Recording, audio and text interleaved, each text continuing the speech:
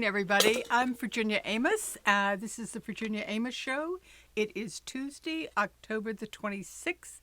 And tonight we are here with Florence King, who is an independent candidate for Alexandria City Council. And Yes. welcome, Florence. It's Thank delightful you. to have you. Thank you for having me. Good. I know it took some scheduling to get Yeah, you in here. I know, but I'm here. You all are busy. Really busy, Really more so. busy. It's a lot of scheduling everywhere, and I'm like, I'm going to do this. Oh, good. All right. Well, let's plunge just right in. Okay. So why run for city council and why run as an independent? For several reasons. My colors are purple, basically purple and green. And that purple, if you put red and blue together, what do you get? purple. Now, a lot of people love the color red, and a lot of people love the color purple, and a lot of people love the color blue. And so we think about it as an independent, I want to have the best of both worlds. And you have the Red Cross, you have the Deltas, which is red, and you have like the navy blue. And so just because you're that color, it doesn't mean that, oh, I'm not going to join the Navy because the colors are blue. And so my take on it is I have a combination because I want to get a little bit of the blue and a little bit of the red so I can come up with a perfect, let's say, perspective of both sides of the aisle. Okay. But why? I mean, I get that part. But why run for city council? Is there a particular issue that has sparked you to throw yourself out into what is the lion's den? This is the way. Well, I don't feel it's a lion's den. I know a lot of people. I've been here for 30 years, and I look at it as I see the city changing, and some of the change is good, but a lot of it is not something that I agree with. And one of those particular issues that I feel sort of adamant about, and maybe that's one of the reasons why I put my head in the ring, is that I see over the 30 years that I have been here, a lot of my friends, and whether they're the elderly or whether they're first responders, they no longer can afford to live here. What I'm trying to do is listen, if this is just going to keep if we're going to just keep losing people that we love, something has to be done about it, because then all of a sudden it's not going to become a neighborhood. It's going to be a place that we don't know each other. We cannot stroll down the street and say hello. And yes, I have no problem with growth, but overgrowth, I think, is unacceptable for our city, because that is not what our city is built on. And a lot of people might feel, okay, well, we're getting 2,000 people who come into the city every 2 years, and those 2,000 people, where are you going to put it? So basically, we just don't have the space. And so basically, it's going to be high density, and it's going to be growing more and more upwards. However, when we get more people, what comes with that is crime. What comes with that is pollution. What comes with that is congestion, traffic congestion.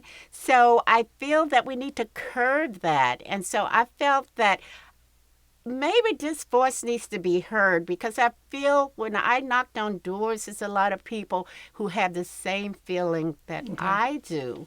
And so it's a majority of the people here. So I don't want this rapid flight of the middle class. We try to retain them and make some type of solutions to keep them here. Okay.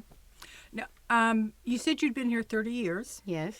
And a little bird, a mutual friend of ours, says that you have done just about everything in terms of volunteering. That is so true. In in All Alexandria. over, yes. So tell us a little bit about your history here in Alexandria. Basically, and it's funny that you should bring up Del Rey, because that we are here in Del Rey. But when I first, my sister lived at the 400 block of East Howell Avenue, and when I went through a divorce, and it wasn't an ugly divorce, it was a mutual consent type thing. But between about 3 years, I lived with my sister to regroup. But I've always had that entrepreneur spirit. I've always believed in the economy, and I've always had, 30 years marks this year, 30 years that I have been in business. And so way back when I the Del Rey had the Del Rey Business Mm-hmm. Association, and I loved it. I joined, and Jack Taylor, I think at the time, was the chair of the board. But I just like, oh, this is the best thing that could ever happen, because you get all these ideas, because most business owners are very idealistic, and they have to not only balance a budget. They have to do everything, maybe on a small scale, but as the business grow, it becomes you're doing the same thing on a large scale. But basically, I've done that, and with my being in business, when I saw that you had positions at different commissions, those positions were business representatives. Mm-hmm. So I will apply for as a business representative. And the first commission that I served on was the Historic Resource Commission, which we call the Historic Alexandria Resource Commission. Okay. And I served as a business representative. And at the time, they didn't have term limits. So I was there about 9 years until they put term limits on it. But I became the vice chair of the Historic Resource Commission, as well as the Commission on Employment. That meant a lot to me, because my business sort of tied in. I would do free services for the Workforce Development Center, Mm-hmm. people who were looking for jobs and employment. We will have classes, and I would tell them about budgeting, financial literacy, and things like that, free for the city, because I was a business representative. But it tied in with some of the programs that the city had, like Teen Works, which was wonderful, where you can actually, the city has a program when the teens are in high school, and they will match them with businesses, whether it's a Mm-hmm. nonprofit or a for-profit business, and they come to work and see hands-on workplace experiences. It was really helpful for me because I have an employee to this day who is still with me, even though she got her degree in biology because she was actually working part-time for me. But she came back because she loved me, and she came back and she's working part-time for me. But that's a program that worked. And so what I tell people, we need to actually be mindful of what we do to help our small businesses in the Mm-hmm. city, because we are hiring the people who actually live here. And I feel that you have to think twice about not supporting the small businesses here in the city of Alexandria. So I have been always part of business associations like the West End Business Mm-hmm. Association. They're having something this weekend. The Old Town Business Connect, the Alexandria Rotary, and of course the Alexandria Chamber of Commerce. Commerce. And so these are things that we are concerned business owners who are concerned about. Yes, we have to hire people. We don't want them to come all the way from Baltimore or from, out of the. We want them to be able to live here, so it wouldn't take them long to actually work right here in the city. Mm-hmm. But they can't afford to live here. We have to do something about that. Okay. I'm going to take just 1 minute out to remind people that you can send in your own questions on the Facebook page. There is a chat there where you can send in your questions that you want to ask Florence, and we will be looking at those kind of towards the end of the program. But be sure and get those in, because I know people out there are have inquiring minds. All right. So, let's talk about a couple of the specific things that seem to be on people's minds right now. Affordable dwelling units. Mm-hmm. There was They have different names for everything. they do, but there Okay. was a very lively thread on Facebook this afternoon. Okay. And, it's a controversial topic. Now, the way I understand it, the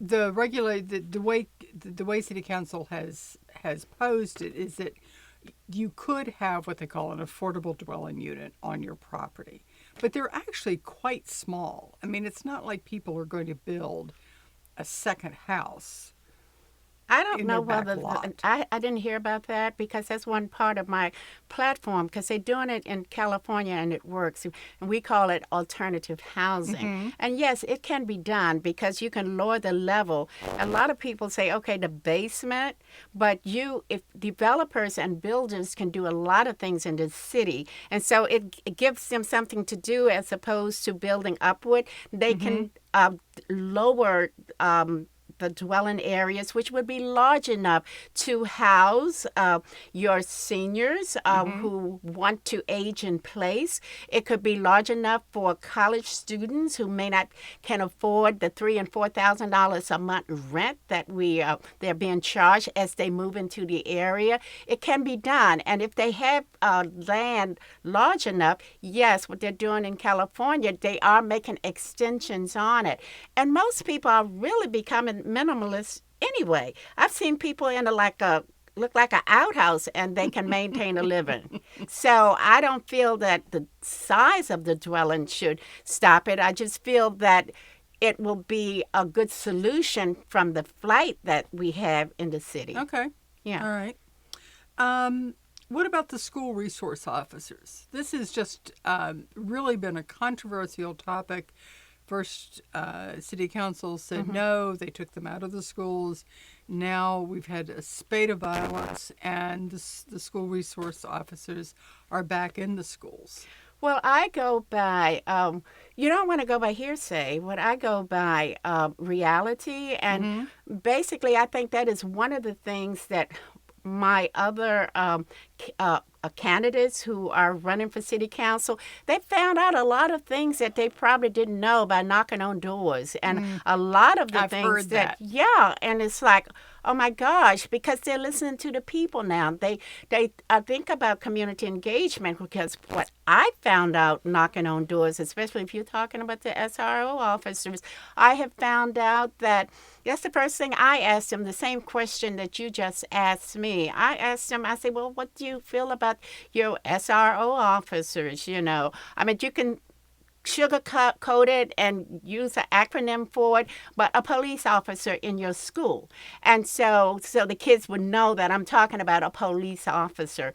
And what they say is, I've always wanted to be a police officer when I grow up. And I love police. You know, they love guns too. But anyway, I'm not saying that, it should. But they feel now that they're gone.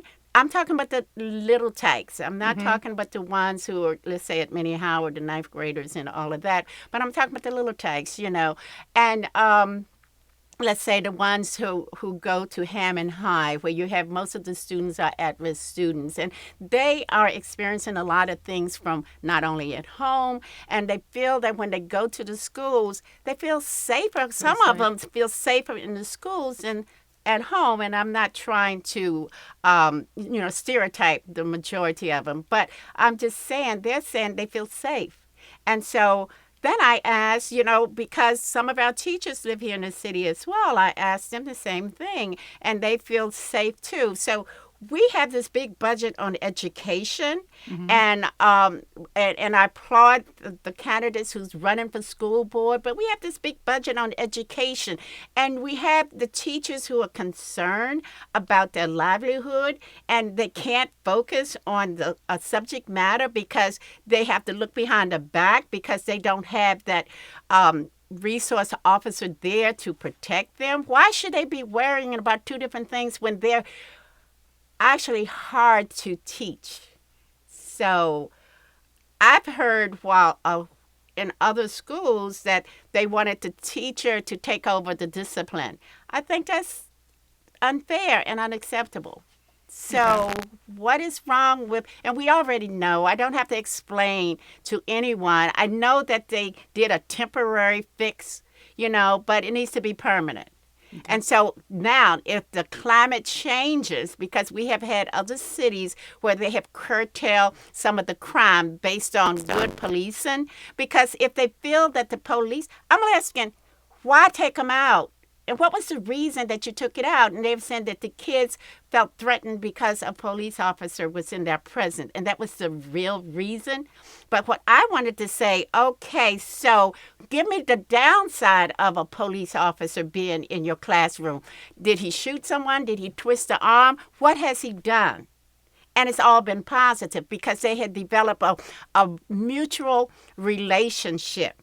Mm-hmm. It's just like you might have a mutual relationship with your postman. So ask why you took them out. So, what did they do? So you do support the having a Maybe. school resource? Maybe. That's funny. Okay, no, it's not funny. I mean, but it's you certainly made your point. Something else that came up that I talked to a lot of the Democratic candidates about, and I see it starting to get a little bit more traction, is whether or not we should go back to having a ward system in Alexandria. And okay, go ahead. To, that each ward would then have, a candidate.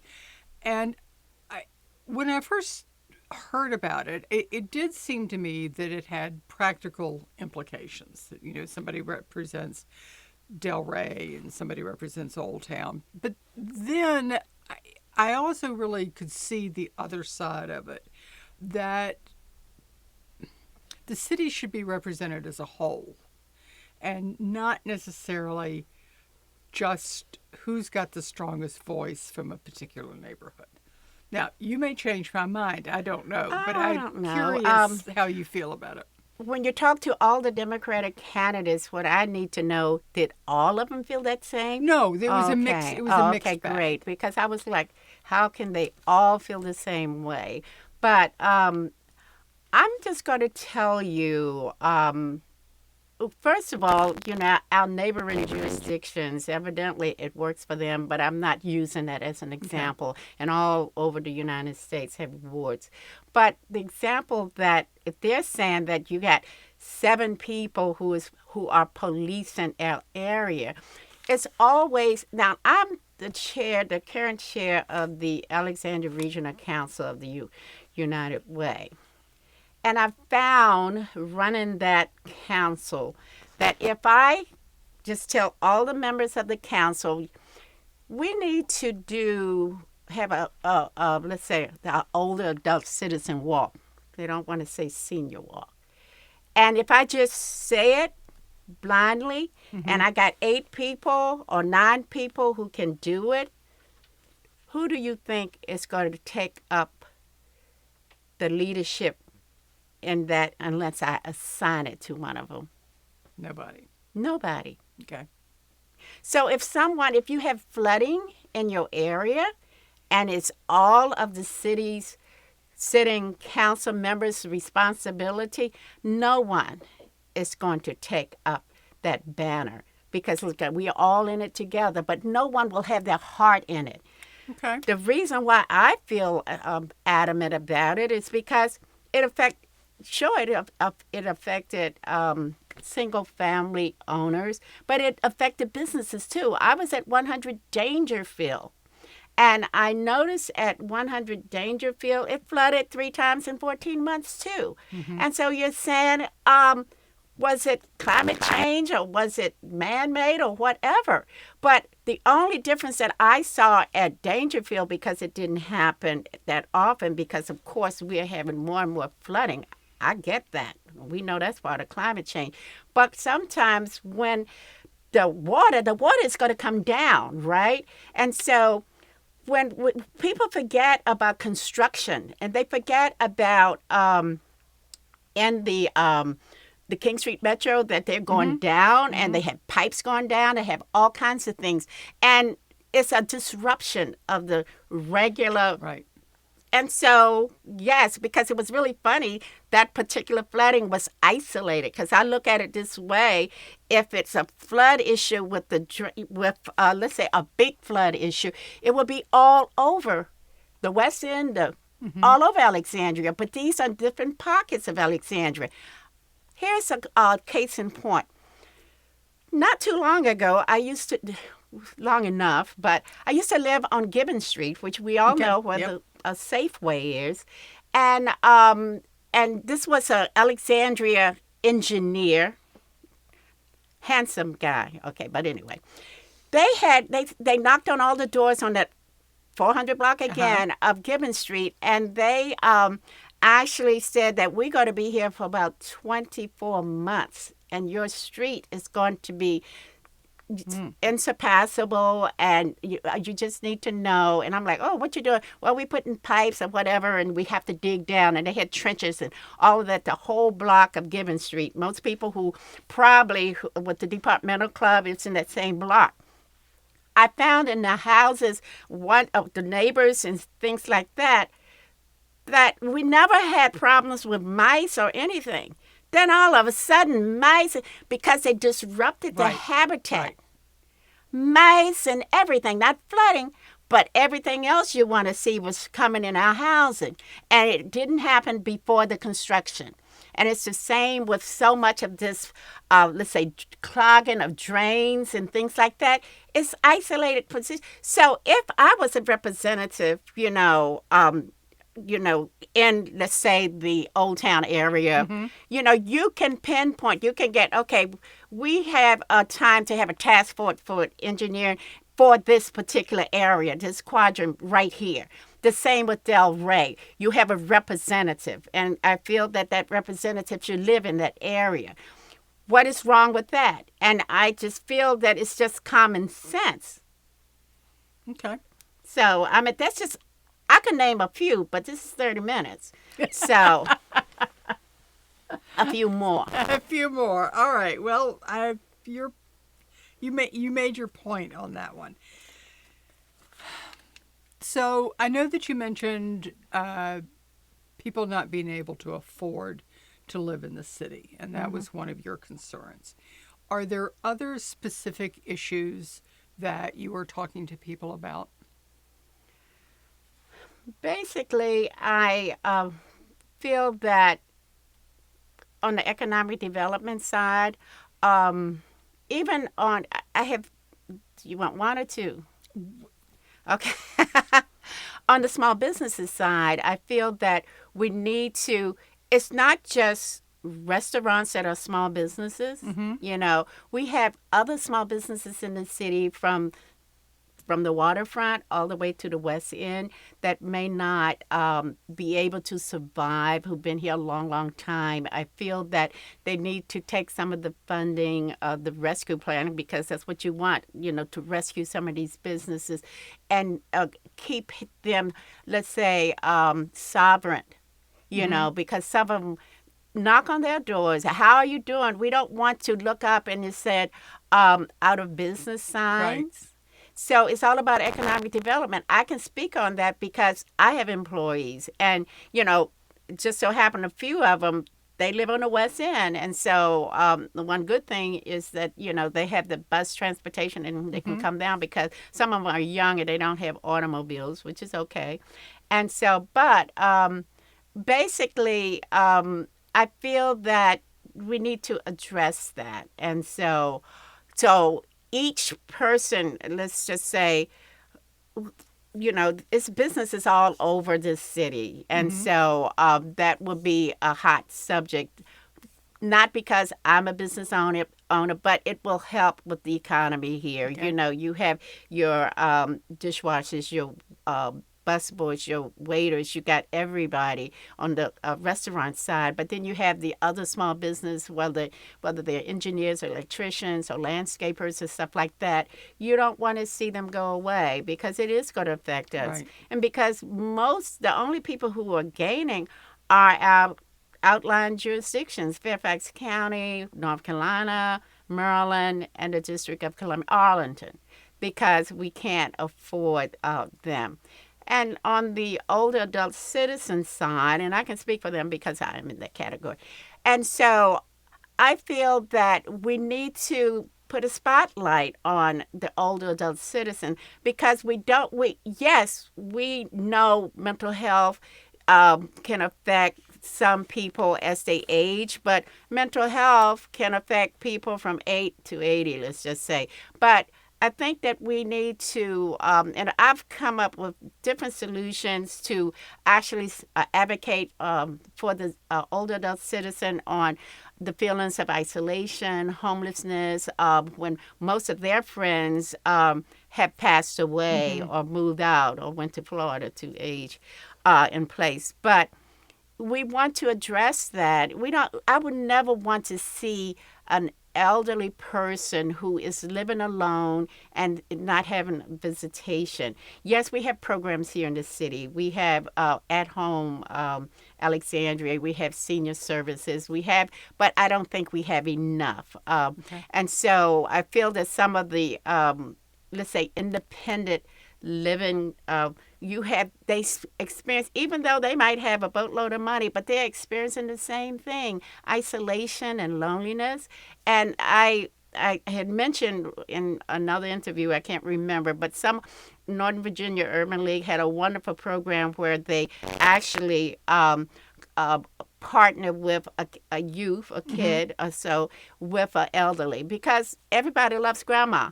And so whether they know you or not, but to just pair them up with a young kid. Young kids are very inquisitive, and they will ask the older adult citizen everything. And that older adult citizen, it helps them too, because it sharpens their mind, and they love to be around youth. Ask me. But anyway, those are a couple of concerns. Right. So, Grace, do we have any questions? Okay. And then I have one more, too. Good. So, where are my glasses? What happened to those? Well, I have no idea. But this will be good, folks. I don't have my glasses on. What? It's right under the center. It's I see it. Okay, don't step on it. I knew I dropped something. Well, you know, folks, it's just, this is primetime TV. Let's see. Okay. Well, we can't answer them. Okay. How do you feel about developments on a large scale, like Amazon HQ2 and the Virginia Tech Innovation Campus coming to the area? I think it's a good thing. It adds for the economy. But I feel that we have to think twice about bringing in too many corporations here in the city. Okay, we've done our corporation part. So and that's it. I meant, don't bring all these big corporations, especially on King Street. We have enough. And I feel that basically, if we're going to bring more corporations in the city, we still have a lot of, open green, let's say, for Eisenhower. So I would not just put it, which I have no problems with corporations because they're bringing in their employees and things like that. But I would fragment them, throughout the whole city. You got the Potomac Yards area, but not in the historical area. But just if you want to bring in business that's already exists, you do have areas where the corporation should exist. But I really feel that if let's just say retail as an example. I feel we should not bring any huge retail. Let's just say all of a sudden someone wants to bring in a Nordstrom on King Street and tear down all these little small businesses. But you have all of these little boutiques, and a lot of people love Sarah Campbell and places like that. You're going to get rid of tried and true businesses that's been around for years to put in like a Nordstrom's that is going to put all these other businesses out. Unacceptable. And so I feel that even with your coffee shops, everybody knows that we want to support our own. You have the Mishas and all of this, and that a lot of people are getting away from some of the corporations. But of course, you're going to still maybe go into Starbucks. However, if the economy starts to turn for the worse, Starbucks is not going to suffer. Misha's and our small coffee shops will suffer, our St. Elmo's and places like that. And so why should we support these big corporations if we're trying to actually support our own independent city? Okay. So I would agree.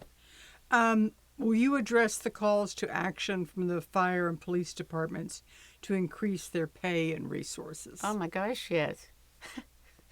That is an understatement. I mean,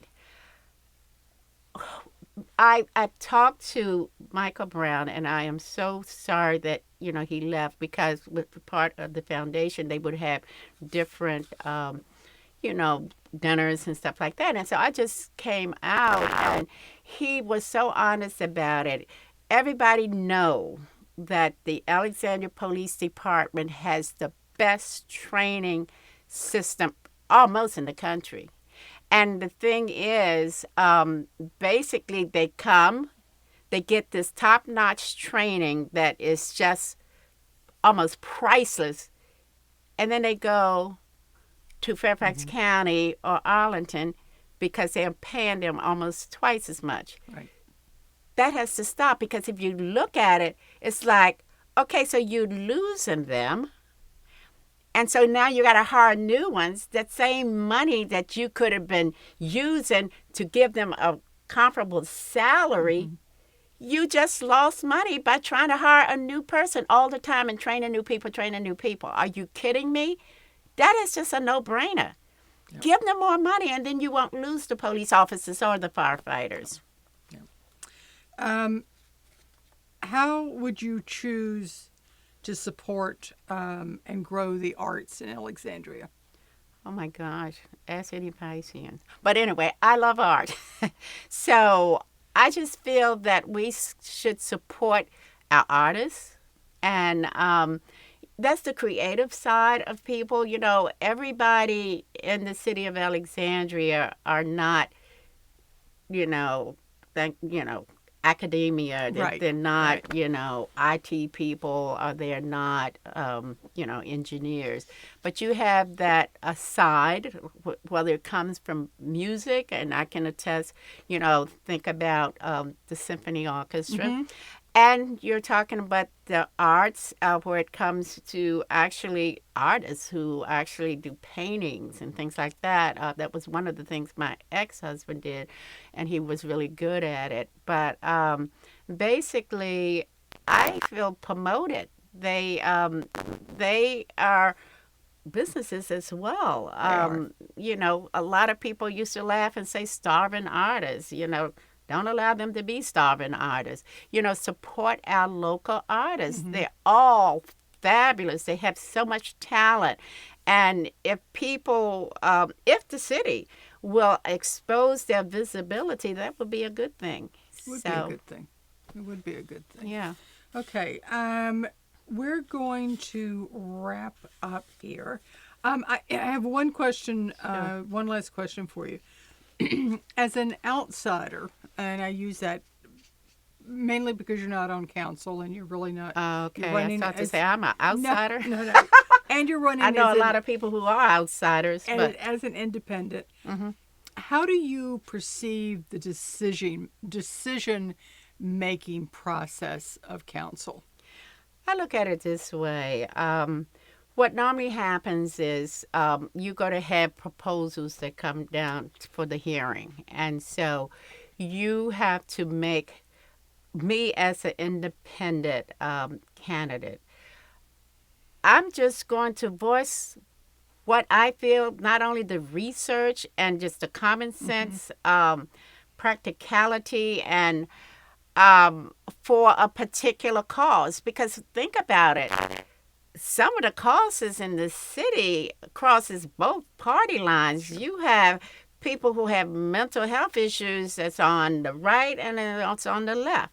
And the program that's going to come out, it should benefit both of them. So most of our issues are issues concerning, the same concerns on both parties. And so most of the initiatives that come down the pike, unless it's an initiative coming outside of the city of Alexandria that someone is pushing. You know, the ones that crosses both sides, it shouldn't be a problem. But if you have, let's say, one party who might be more so for high density or overgrowth, or pricing out the middle class, and things like that, my thing is we need to go back to how a lot of cities make decisions, and that's that community engagement. Mm-hmm. Because I look at that as just like the SRO. If we will still not return those SROs to the schools if that citizens did not come out and they protest. It was on the news. It was everywhere. And so if it's something that is partisan, and a lot of the majority of the people is uncalled for, I feel that community engagement should have their say. Okay. And forget about this deals or before the meeting and all this stuff and making decisions without us knowing it. Mm-hmm. So I believe in transparency and community engagement, and it works. It's as simple as that. All right. Well, I think that is a terrific way to end. I think you have really given our listeners an opportunity to understand how you feel about things. Oh, yeah. And we appreciate your being here. It was just terrific. Good. And I hope that all of you are, if you haven't already voted, that you are going to vote. That's true. It's one of the great privileges that we have. It doesn't cost any money, and it only takes a little bit of time. So please get out there and vote. And again, we thank you for being here. You're welcome. Thank you to Grace, who is doing an excellent job monitoring our questions, right. To David McClure, our producer, and as always to Mary Wadlin, publisher of The Zebra, who has made this all possible. And until next month, which is right around the corner, we'll see you then. Thank you so much.